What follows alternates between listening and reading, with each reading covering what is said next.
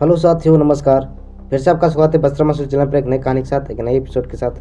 कहानी शुरू करने से पहले आपसे रिक्वेस्ट है कि हमारे चैनल पर आए तो जरूर सब्सक्राइब करें ताकि ऐसा वीडियो हम साथ में मिलती रहे। कहानी को पढ़ें, समझें और सुने।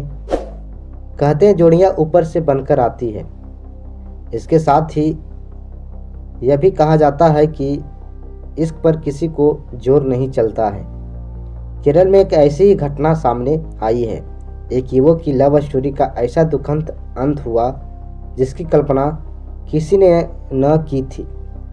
केरल की स्थानीय अदालत ने बॉयफ्रेंड की हत्या के मामले में गर्लफ्रेंड को दोषी ठहराया है।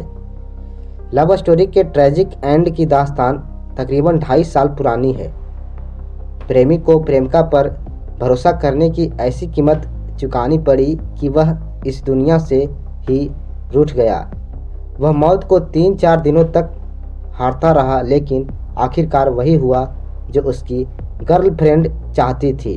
दरअसल केरल के परसला निवासी शरण राज को कन्याकुमारी जिले की एक युवती से मोहब्बत हो गई।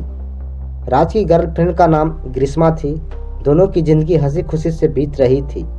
राज प्रेमिका के साथ जिंदगी बिताने का ख्वाब देख रहा था। स्वाभाविक है कि उसने अपनी जिंदगी को लेकर कई सपने बुने होंगे। दूसरी तरफ राज की प्रेमिका ग्रीष्मा के मन में कुछ और ही चल रहा था। ऊपर से वह प्रेम और समर्पण का दिखावा कर रही थी, पर अंदर ही अंदर कुछ और चल रहा था। एक दिन ग्रीष्मा की शादी किसी अन्य से फिक्स हो गई। उसने राज को इसके बारे में बताया, लेकिन वह ग्रीष्मा से रिश्ता तोड़ने को तैयार नहीं था। शरण राज की उम्र 23 साल थी, जबकि ग्रीष्मा 22 साल की थी। शादी तय होने के बाद ग्रीष्मा ने राज को रास्ते से हटाने की साजिश रचने लगी।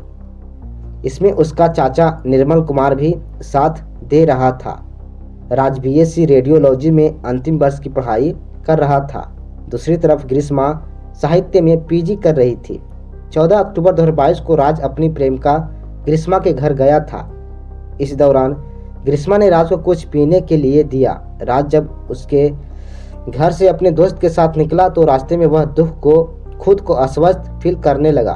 उसे परसला के सरकारी अस्पताल में भर्ती कराया गया, जहां से राज को तिरुवनंतपुरम मेडिकल कॉलेज हॉस्पिटल भेज दिया गया।